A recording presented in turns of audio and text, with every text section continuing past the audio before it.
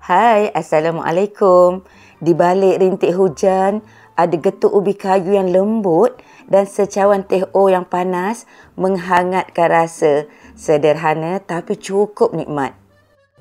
Jom, dah sejuk sikit. Teman saya rasa.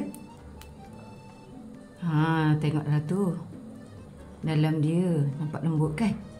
Jom kita makan. Bismillahirrahmanirrahim.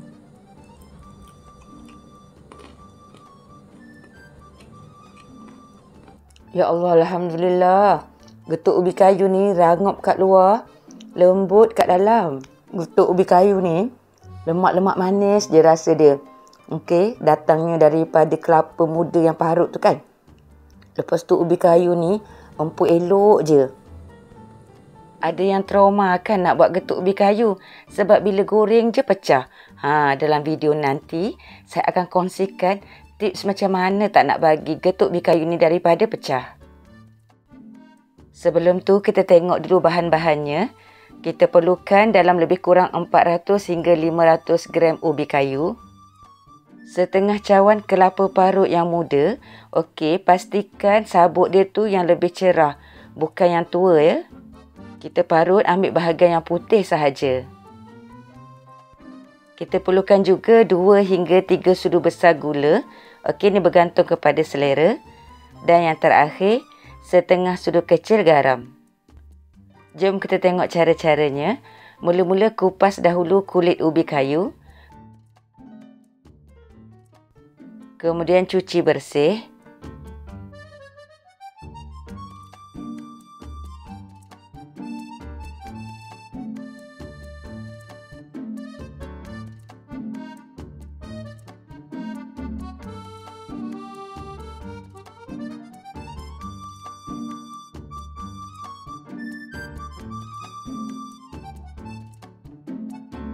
Sekarang masukkan ubi kayu ke dalam periuk. Kemudian masukkan air secukupnya. Okey, seterusnya masukkan setengah sudu kecil garam. Okey, kita akan rebus ubi kayu ni sehingga empuk. Rebus ubi kayu ni sampai empuk sahaja ya. Jangan sampai lembik pula. Kalau nak tahu dah masak ataupun empuk, boleh cucuk dengan garfu.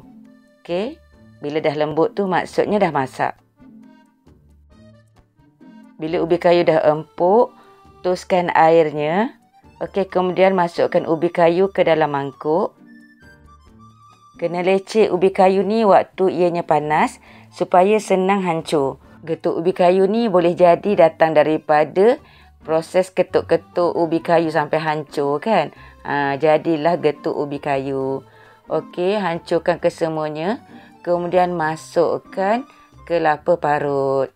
Kelapa parut ni yang muda lebih bagus kan. Sebab ianya lemak-lemak manis berbanding dengan yang tua.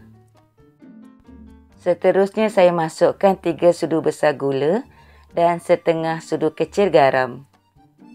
Okey, kita akan gaul-gaulkan kesemuanya sebati.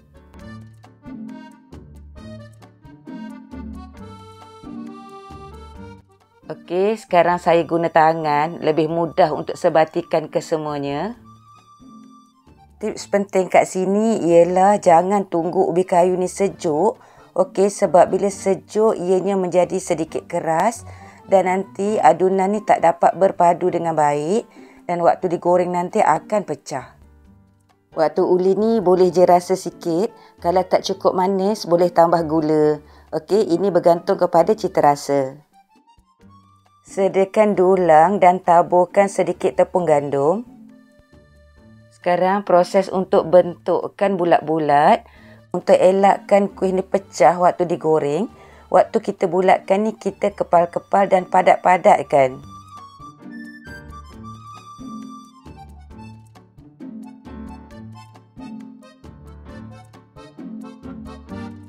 Kalau nak bagi seragam, bolehlah timbang dough ni ataupun masukkan sahaja dalam ukuran 1 sudu besar.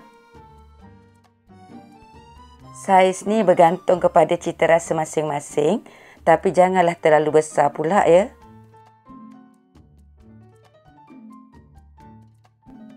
Okey, kita buat bulat-bulat sampai habis ke semua dough.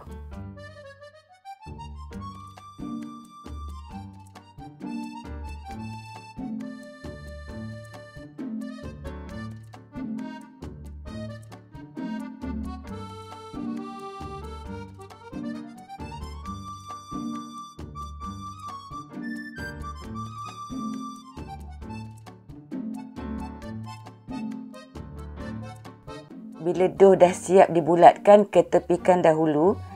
Sekarang kita sediakan bahan untuk adunan celupan. Bahan-bahannya ialah 2 cawan tepung beras, saya guna cap gajah, 5 sudu besar tepung jagung,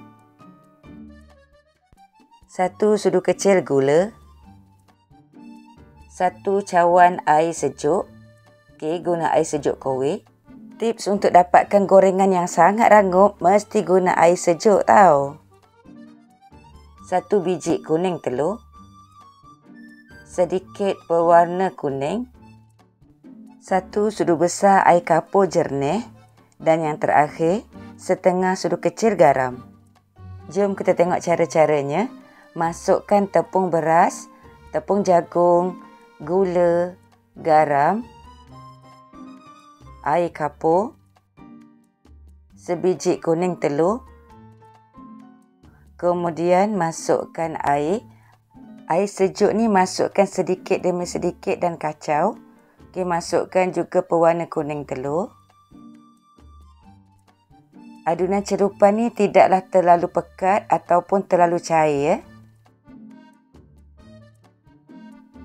Okey, kacau-kacau sebati. Bila dah sedia nak goreng, barulah masukkan getuk ubi kayu ni ke dalam adunan celupan. Masukkan yang nak goreng sahaja ya.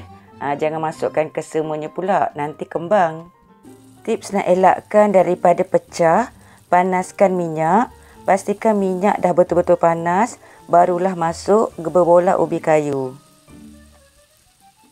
Tips yang seterusnya, mesti guna api yang sederhana. Okey, jangan guna api yang terlalu besar ya, menyebabkan ianya meletup dan juga pecah. Jangan kacau terus lepas masukkan ubi kayu. Okey, biarkan ianya set dahulu. Okey, nampak kekuningan sedikit di bawah tu, barulah boleh balikkan. Tips yang seterusnya, goreng sehingga nampak kekuningan. Jangan terlalu lama ya. Kalau goreng terlalu lama, ianya akan pecah. Okey, bila dah nampak garing dan kekuningan, dah boleh angkat. Baiklah, sekarang saya nak buatkan kriuk-kriuk. Okey, saya gunakan penyepit dan buat macam ni. Waktu makan, saya suka dab-dabkan getuk ubi kayu pada kriuk-kriuk ni tau. Nanti waktu makan tu, kerup-kerup kat luar tapi lembut kat dalam. Memang layan habis.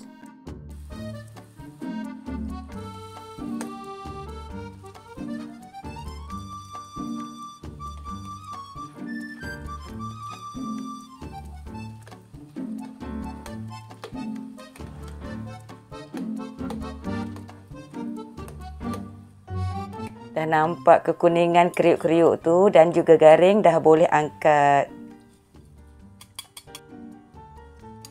Getuk ubi kayu dah siap, lembut, sedap dan sangat padu resepi ni. Jangan lupa cuba sahabat semua.